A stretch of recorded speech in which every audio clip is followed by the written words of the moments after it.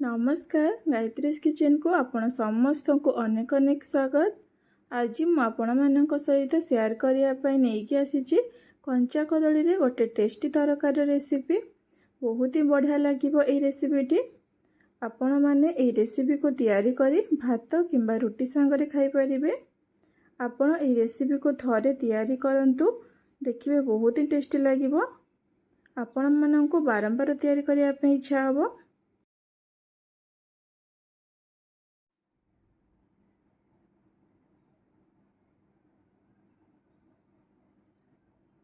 कदली को एमती सेप रे काटिबे।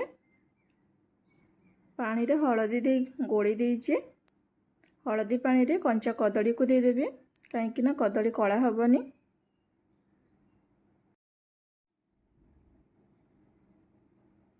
पानी रो कदली को काढ़ी सेथिरे जीरा गुंड, लंका गुंड, हलदी गुंड, गरम मसला गुंड, स्वाद अनुसार लुण, अदा रसुण बटा और फाड़े लेंबू चिपुड़ी कदली को भलसे गोली देवी।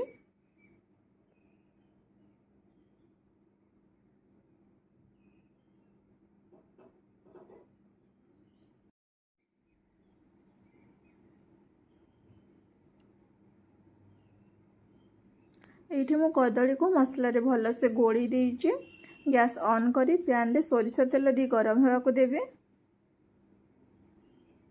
तेल गरम होला परे मसला गोली की रखिथिबा कदली को देवे।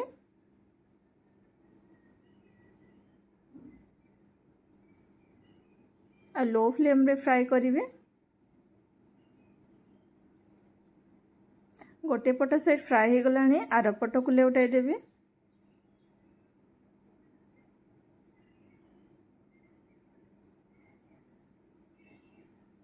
कदली फ्राई होगा भितर मसला तैयारी करिबा।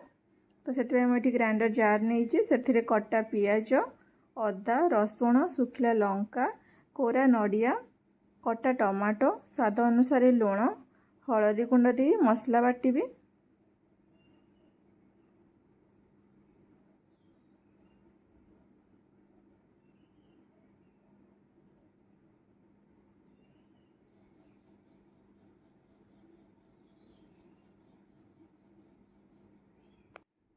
कदली दीपटा साइड फ्राई हो गलानी। गोटे प्लेट को काढ़ी नेबे।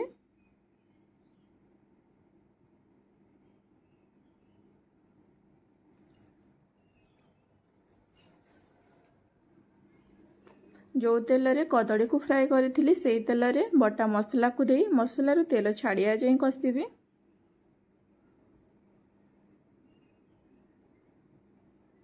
मसला रो तेल छाड़ी गलानी।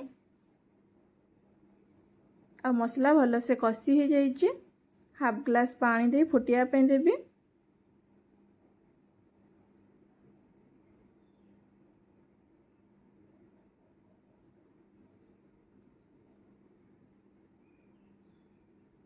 मसला फुटला परे फ्राई करके रखिथिबा कदली को दे गोली कवर करी 5 मिनिट कुखाया पे देवे।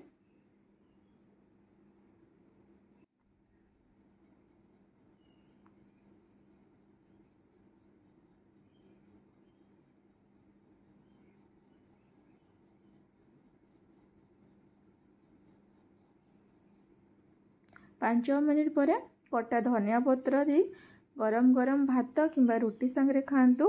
बहुत ही बढ़िया लगे। आशा करुच्ची वीडियोटी आपण माननकु बहुत भल लागिथिबो।